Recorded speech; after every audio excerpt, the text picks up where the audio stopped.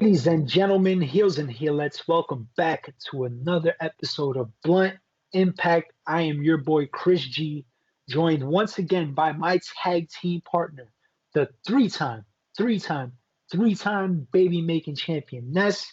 We formed the Pie Heels. We are joined by our partner, Mary Jane, and we are coming off the heels of Impact Hard to Kill, a very great pay-per-view. We want to encourage everybody to watch the roundtable if you haven't already. It is up on the True Heel Heat YouTube channel. Ness, how you feeling after that pay-per-view? Are you excited about what Impact is about to do going into these next few months?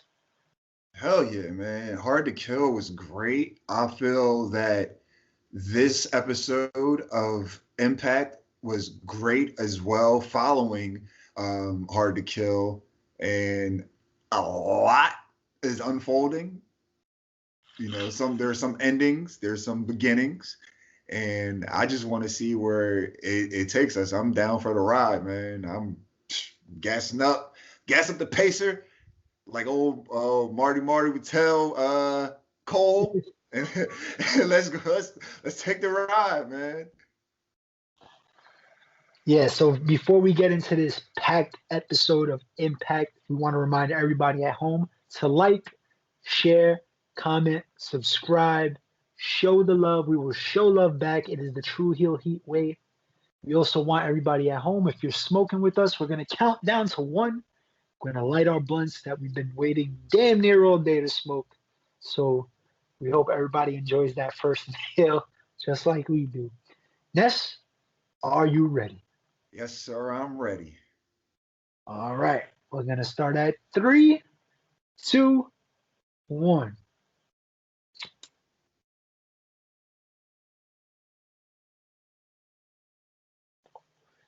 Oh, yeah. Yes, I really have been waiting all day to do that. As usual. We like to save our marijuana strength for this show. Yes. It comes in handy. Comes in handy. Absolutely.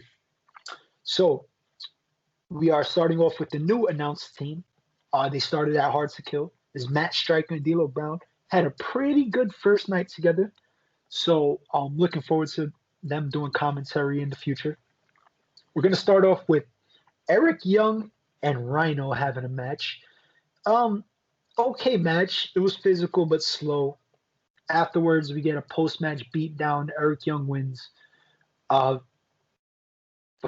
put Rhino's leg in a chair. Joe Doring is just stomping out from the second rope, stomping on the chair, shattering Rhino's ankle, or so it seems.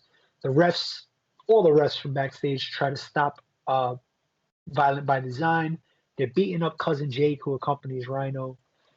They're just giving them the business. They're being violent. They're giving them the violence. So, the match was what it was, but I enjoyed the segment. I enjoyed the fact that they're just keeping these guys looking like monsters. They're just making them look like unstoppable, violent motherfuckers. And I'm here for it. So how do you feel about this? I gotta pretty much piggyback what you said. The match it is what it is. It was what it was. Nothing too crazy, nothing too special, but it was just another form or another way of solidifying Violent by Design as a threat to not only Rhino and Cousin Jake, but to the Impact roster as a whole. One little gripe that I did have with this, Violent by Design is out there. At Hard to Kill, we just had the old school rules with Violent by Design versus Rhino, Cousin Jake, also Tommy Dreamer. Tommy Dreamer was nowhere to be found during this whole segment. We'll get into where he was at later, but me personally, I'm like, well, where the fuck is Tommy Dreamer at? He just pretty much said, all right, we lost, so fuck these guys. That's where I was going with it, in my opinion. I was like, oh, well, Tommy said, all right, we didn't get the job done, so them niggas is on their own. But, other than that, yeah. Even with that, let's we're going to move on to, bigger fish to fry, or we're gonna keep this going until Heath makes a return. We'll see where that goes. That could possibly be what they're leading to. Yeah, I hope that's what they're leading to. They teased it. They took out Heath a couple months ago, so I'm sure when he's ready to go, that'll be the direction they're headed in. But speaking of Tommy Dreamer, we do see him eventually. First, we see AC Romero, and he cracked the case. He has the evidence. He didn't say a name yet, but he told Johnny Bravo who he thought he was. Next up, we see Taya. She is being interviewed about her loss against Diana Perrazzo. But then she's approached by Johnny Bravo. He goes, Taya, I can't believe it was you. And after him and AC basically just start harassing Taya, she finally admits it. Of course it was me. I didn't want Rosemary to marry you. You're fucking nothing. Like, she's cool. I don't want her carrying dead weight. You don't deserve her. Tommy Dreamer shows up. He's like, you know what? I had enough of this. We finally found the culprit, so you got to go away. So they're taking her to jail, apparently. They're taking her somewhere. If she's lucky, she'll go to Jacksonville Penitentiary. If she's unlucky, she's going to Stanford, Connecticut, max prison, maximum security prison. If you can read between the lines, you know what the fuck that means. She's either going to AEW where she can be free and it's not that bad, or she can go to WWE, sell her soul, and be chained up, basically. Metaphorically speaking, of course. Rosemary approaches. They had a genuine friendship. She gives her a really big hug. Crazy Steve's there to console her. She says, this is why we don't have friends besides Crazy Steve. Steve is more than her friend. They're like family. This is it for Taya Valkyrie. No more Taya in Impact. It seems like she is either AEW or WWE bound. I guess we'll find out soon. I'm sure she's not going to be out of action for too long. But yeah, man, how did you feel about, I guess, her send off, the way they wrote her off TV?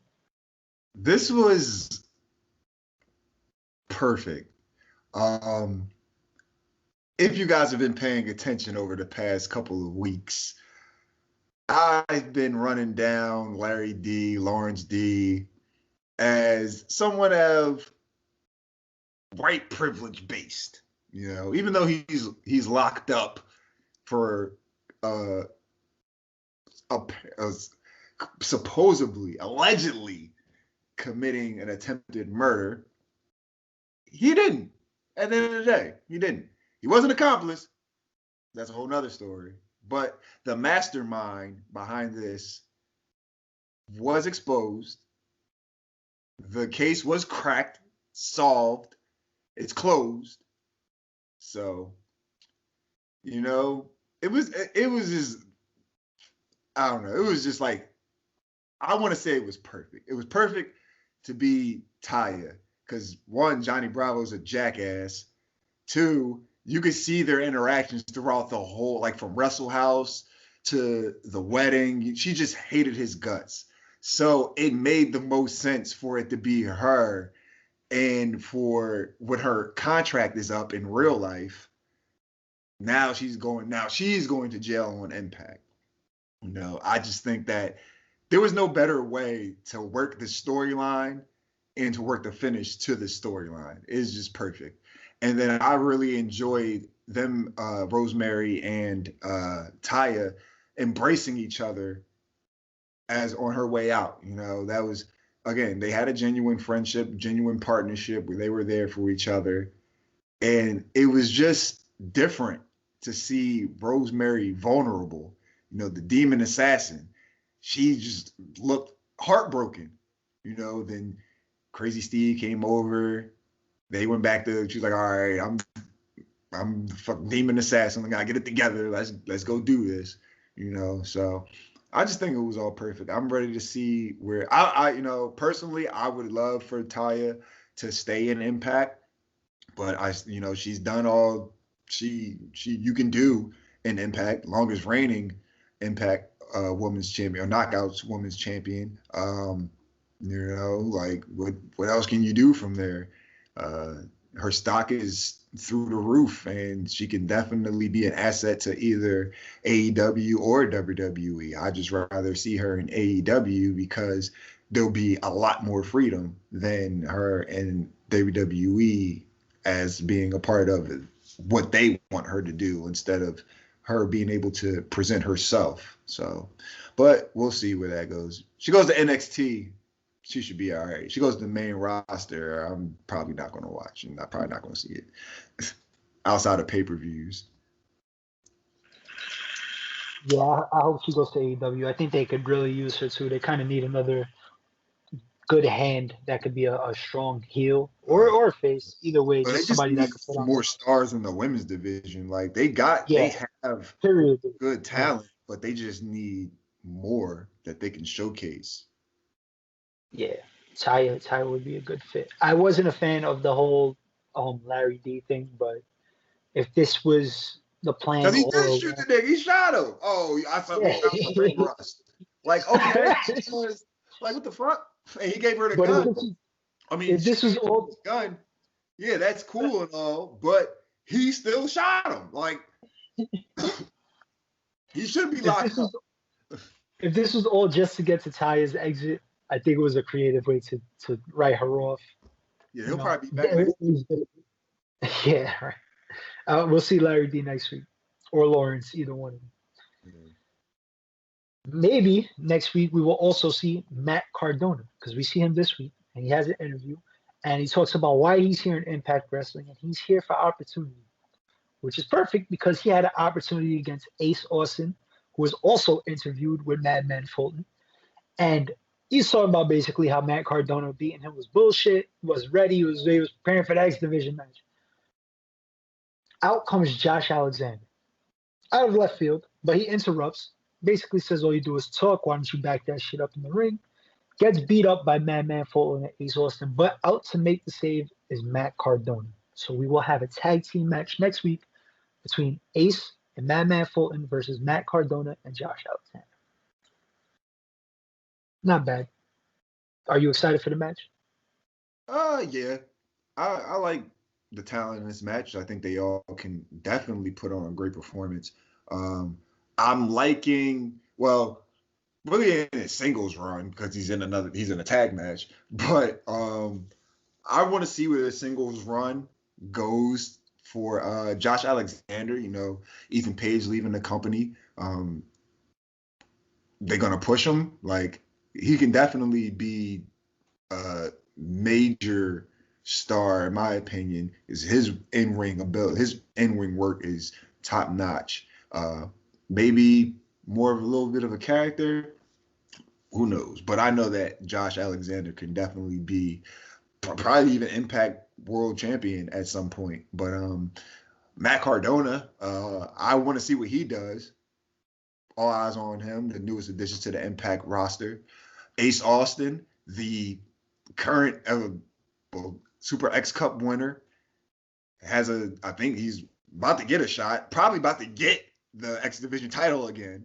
You know, and then there's just Madman Fulton. Not really worried about him, but yeah, the other three, it's gonna be good. Maybe Madman Fulton can have me talking about him after this match.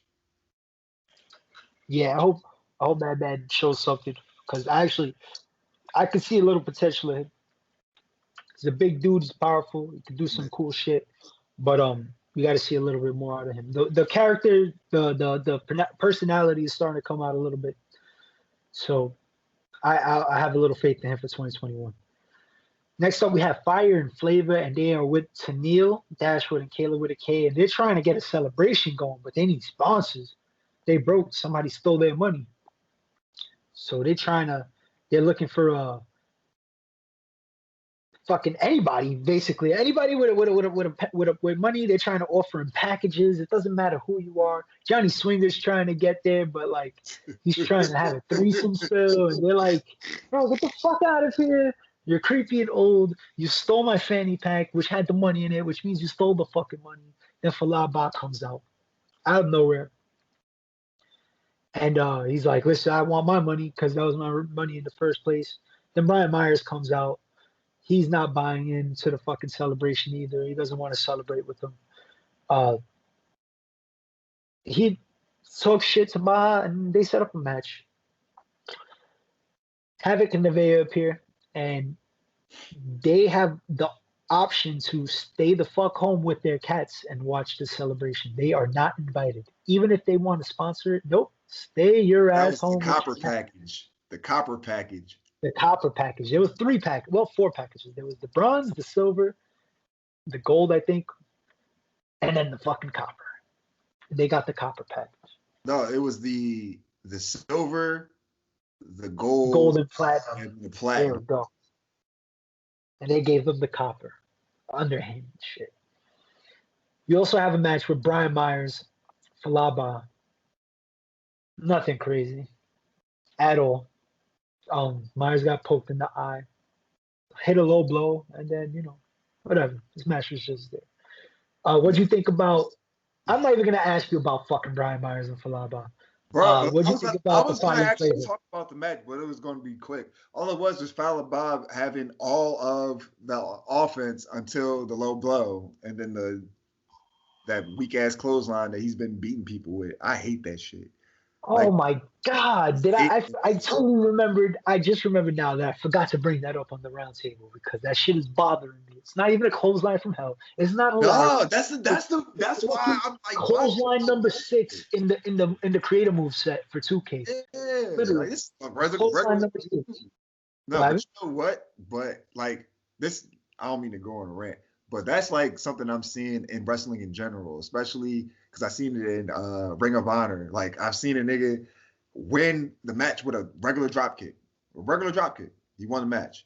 And they were selling it like, oh, his drop kick's so powerful. He has that like horsepower in his legs. And, like, that drop kick. Yeah, like on some shit like that. So like I'm like, all right, are we getting in the era where niggas is just gonna be winning with like the simplest moves and they're gonna try to be putting this bullshit over? Cause no, like that's just not gonna fly in 2021. Like, no, don't start that. Please don't start that.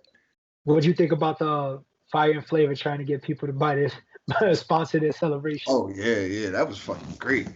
First of all, I'm on the Fire and Flavor fucking float right now. Got to keep with the F's. And I'm definitely trying to get the platinum package with them at the Fire and Flavor Festival. They try to get the ref. Well, he didn't give them an answer. Havoc and Nevaeh come up. They're not invited. Johnny Swinger, creepy grandpa. They like hang out outside of women's bathrooms and shit.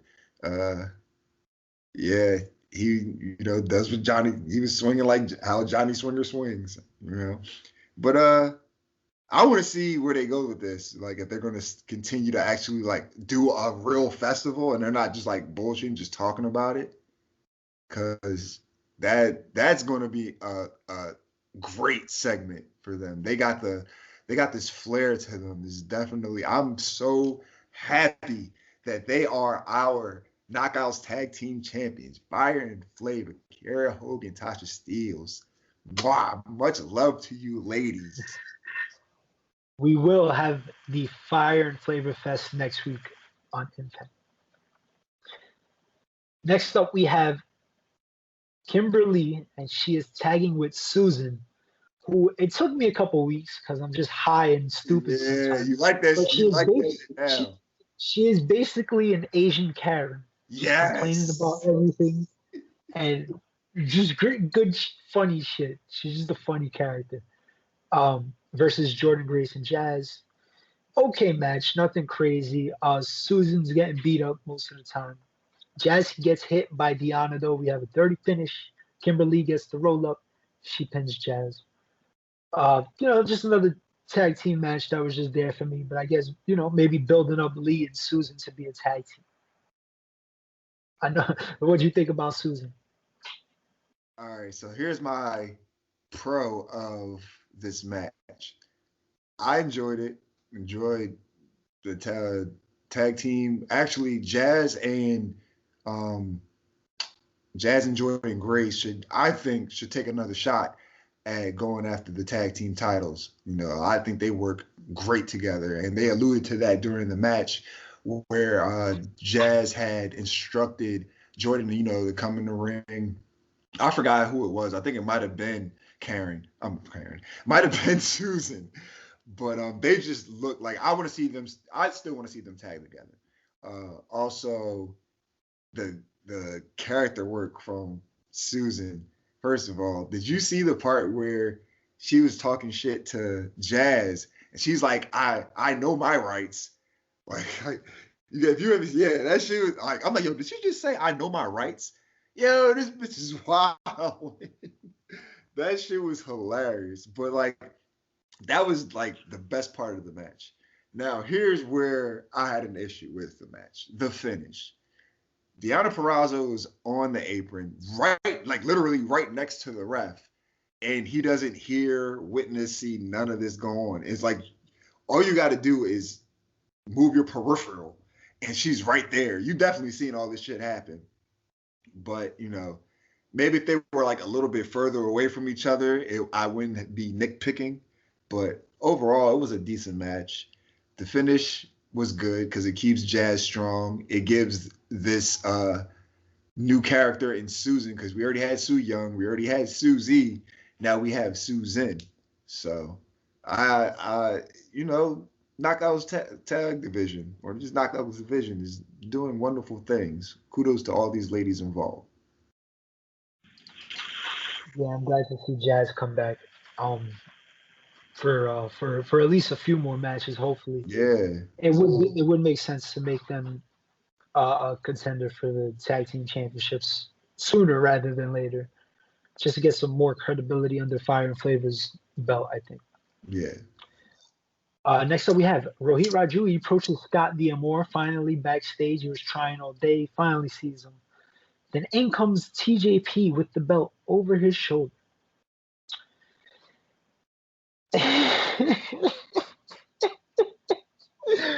Raju says, "Look, everybody knows this guy's fucking manic." And he goes, Scott D'Amore agrees with him. Yes, everybody does know he's manic. It's obvious he's manic. But you said TJP couldn't do it. But he came out as manic, so it still counts. He's the champ. So, yeah, they're going to have a match in 2 weeks. But it's going to be a non-title match. And Raju doesn't know that. So, that's fucked up. I mean, it is fucked up. But just at this point, I'm just I can't even waste any more brain cells trying to make sense of this shit. It's going to be a decent match, but fuck this storyline. Yeah, just give the guy his title back. I'm just waiting for TJP to drop this shit. Just drop it. Just drop it. No, I mean, I don't mind TJP as X Division champ, just not in stupid shit like this. No, I'm just over him as the champ. Like, no. Give it to Ace Austin, please. Give it to somebody. Because this shit just pissed me off. They just were like, oh, yeah, we know it's TJP. Like, then why does he have the fucking belt? This makes no sense. Oh, because he challenged as Manic. No, it's fucking TJP. And especially with commentary each and every week trying to act like it's not TJP. Oh, it might not be TJP. Their tattoos are similar. Like, what the fuck? Why is TJP getting? Oh no, it's fucking TJP. Why is he getting a shot at the X Division title? Why is he the X Division champion? He should not be. But now I don't have to complain about that shit no more, because I guess he's going to be going as TJP now. When they could have easily said, give me like a non-title shot or some bullshit like that. If I win the non-title, then I get to challenge again. Or just like, give me one last chance. That makes more sense. That makes a lot more sense than making him dress up as his quote-unquote character when we already know who the fuck it is. Sorry. That's my last rant on this. That's my last rant. Yeah, I think this is the last time we're going to be talking about Manic. Hopefully. Next, we have a recap of what happened after Impact Hard to Kill. Rich Swann is just, I guess, getting an interview and Moose came out and beat up Rich Swann. He said the match was over. I kept my word, bell to bell. I had your back, but the match is over. I want the title. Then we got Rich Swann cutting a promo. He's tired of playing games. If you want the title, we could do something about it tonight. Rich Swann comes out. He said he embraces the pressure. Calls out Moose. Moose wants he wants the title match right now. Moose says, not so fast. We do this on my terms, on my time. Rich wants it now and beats up Moose. I like it. I like the aggression from Rich Swann. I'm glad this is where they're going. I hope this is where they're going. Moose. That's it. That's all I'm saying. Moose. How'd you feel about this? Do you think it's going in that direction? Possibly. If there's a percentage, it's like 75-25, 75% for Moose, even though it should probably be 100 and that 25 for Rich. But from the post match that transpired at Hard to Kill, got to give it to Moose. He did exactly what he said he was going to do. Go out there, be professional. Went out there, shined. Again, wasn't even supposed to be in the match. Then pretty much being one of the best parts, if not the best part of this match. Kicked Rich Swann's ass afterwards. Can't blame him for that. Rich Swann, hey, you should have had you should have been watching your own back. You go and take care of yourself. But from that, he immediately bounced back on the next episode of this episode of Impact. He called out Moose. He's like, I'm tired of this shit. And just overall, Rich Swann needed this. For the past couple of weeks, he's playing the babyface role, getting beat up by Kenny and the Good Brothers, getting beat up by Moose. Like, he's just running into a lot of adversity. So now he's just like, yo, I'm the Impact World Champion. I just took a loss on pay-per-view. This nigga just jumped me. Like, I need to take it to everybody right now. So Moose is there to correct the Moose. And he needed this. He needed this so bad in the worst way to get people to rally behind him. Where they go with this next, I'm not sure, because still lurking in the shadows is Kenny Omega, who pinned him at Hard to Kill main event. So it's definitely going to go to Moose first. And it'll probably be Moose's time. We'll see what happens. I'm not going to big book this shit because it can go so many ways. Yeah, we got a lot of time, so we don't have to big book it yet. Finally, we have the Good Brothers. They're cutting promos, but Chris Sabin interrupts, and he said they're the rightful number one contenders because they never technically lost the titles. Well, the problem is they took out his partner, Alex Shelley. He goes, yeah, you did, but I still have a partner. And out comes Cowboy James Storm to form Beer Guns. So, of course, they run down their accolades. They want to be the number one contenders. But out of fucking nowhere, Matt Hardy and Private Party from AEW come out. Never thought I would ever see Matt Hardy in an Impact ring again. Comes out. And they're talking that shit, man. Big Money Matt is here. He's ready to invest in his young boys. And he thinks they could beat any tag team in Impact Wrestling. They want to be Impact Tag Team Champions. Well, they set up a number one contenders match. And it's between the Beer Guns versus Private Party. And whoever wins out of that will be number one contenders to the Impact Tag Team Championships. But before we get to that, we have another paid ad. I was waiting for you to, I was going to remind you. We can't forget about the paid ad. But this paid ad was a little different. You have Tony Schiavone by himself in a real studio. Make sure you pointed that out. In a real studio. And he basically runs down the card, puts over Tony Khan. Then he cuts over to Tony Khan. He's with Jerry Lynn, and they're at Impact. And you know what? They're going to be at ringside for the main event.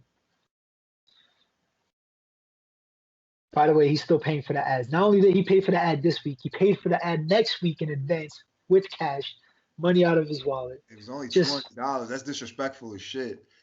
I Like, know, it's only I 100. know. Like, you think about this. He's like a millionaire or probably a billionaire. I don't know how much money Tony Khan has. I just know it's a lot more than what I have. But he is just like, yeah, I'm gonna. This is my paid ad. It's only $100. I think that's cheap as shit for someone with that much money. You know, that's like $1 to him. You know, type shit. But that's just funny as hell to me.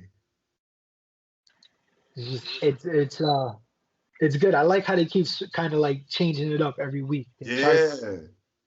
This one was dope with Tony Khan actually showing up with Jerry Lynn, giving Don Callis, I guess, a taste of his own medicine. So we have the main event. It is Beer Guns versus Private Party. Solid tag match. Good tag team moves on both sides of both teams. Of course, you know, you get the usual shit, silly string. Motor City Machine, not Motor City, Beer Guns just like incorporating their little tag team moves or singular moves together. They work really well together. Towards the end, good. We have a distraction, Matt Hardy distraction, distracting the ref. Forget who was at the top. I think it was Chris Sabin was on the top rope. It was one of the Private Party fellows. And Jerry Lynn holds his fucking leg. Jerry Lynn with the 30 moves on the order, I guess, of the order of Tony Khan, because Tony Khan was he was enjoying every moment of it. They were sitting ringside. Jerry Lynn holds his shit. The distraction causes a fuck up. Private Party gets the win. They what's the name of their Gin and Juice? They finished with Gin and Juice, which is a dope finish. See me drinking and you remembered it. Yes, absolutely. You remind me. Mary almost got to me fully, and I couldn't remember shit, but I remembered that. But yes, they had Gin and Juice, and they are Impact #1 contenders. #1 contenders to the Impact Tag Team Champions. Good Brothers appear after the match, have a post-match brawl. They cut out. Everybody's beating each other up. Just a great way to end the show. What do you think about the thread going on throughout the show? And yeah, how'd you feel about the main event? The main event was great. One, we got the return of the Cowboy James Storm. I didn't expect that at all. So I like they were trying to keep the energy up from Hard to Kill, like great pay-per-view. Let's do some surprises, you know. And that definitely, for me, being a James Storm fan and just like a fan of old just TNA, you know, that was nice to see. Then the match itself, I didn't expect Matt Hardy, the Private Party, to fucking show up on Impact. I've been waiting for more AEW people to show up on Impact, to be completely honest. Now that the Good Brothers are showing up on AEW, like I'm expecting more people, or would like more people. I want to see more people cross over between two shows, pretty much. So to see that Matt Hardy returned into Impact, bringing Private Party, him and his shiesty used card salesman self, it was nice to see. You know, it's nice to see something. They changing things up, you know. So the back and forth was pretty decent, from the promos to the actual in-ring content. I definitely didn't see Jerry Lynn getting involved. Like, where the fuck did that come from? So I think it was the best decision that Private Party would win, because they're our actual tag team. They got the guidance of Big Money Matt.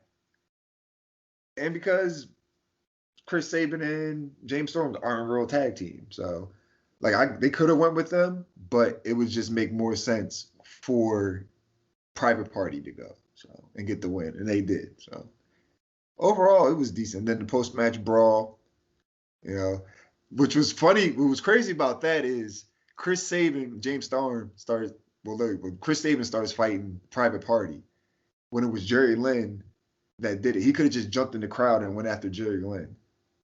You know, there's nobody out there. You could have definitely caught him, because that was the reason why you lost.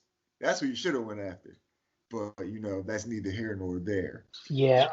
I mean, I guess Jerry Lynn was the guy because he has history with TNA for Impact. He was there very early on. He might have even had an X Division match with Chris Sabin at one point, or who knows? We would have to look into the archives to find that. But yeah, Jerry Lynn was in TNA at one point, so it kind of I put two and two together. It kind of makes sense. So I feel like he was the right guy to have out there with Tony Khan. Yeah, man, just a good episode all around. Couple matches that I could have did without, but other than that, pretty solid action and good. Just continuing the storylines, man. Just keeping the threads going, trying to make shit make sense. And of course, anytime there's a crossover with talent, it's always a positive thing. Match of the night, unanimous. Main event. Yes, sir. Who was your MVP? My MVP was Private Party, Big Money Matt. Came in from a rival promotion, talked that shit, and then back that shit up in the main event. Yeah, you can't go wrong with those guys. But I'm going to go with Taya Valkyrie because she held down that women's division for a long time. And she could have got a better send off, but I mean this was a creative way to write her off. So I don't mind. And I just hope there's better things in the future for her. Don't go to WWE. Jabroni of the night. My jabroni of the night is Taya Valkyrie for getting caught for shooting Johnny Bravo. It's supposed to be a smarter criminal than that. You get rid of the evidence. You don't keep the evidence on you for weeks, over months, actually. Come on now. I'm going to give my jabroni of the night to Rohit Raju for not knowing that he's getting not even a title match in 2 weeks, and the blatant disrespect that he's just been getting. They don't care. They don't follow the rules. They just don't want him as X Division champion. That's coming from a higher up. That is a good one. That is a good one. Yeah, you must be scum if the higher ups really don't want you to be champion. So that's going to be it for another episode of Blunt Impact. Ness, where can we find you at? You guys can find me on Twitter at skinny_Kravitz. You can find me on Instagram at skinny__Kravitz. And you can catch me right here on the True Hill Heat YouTube channel. Catch me on Review of Honor with my man, the Stat King, the man of 1,004 numbers. You can catch me right here and on Joints and Jabronis with my man, Chris G. We form the Pie Heels. Shake the ropes. And you can hear my illustrious voice on True Toxicity. Oh, yeah.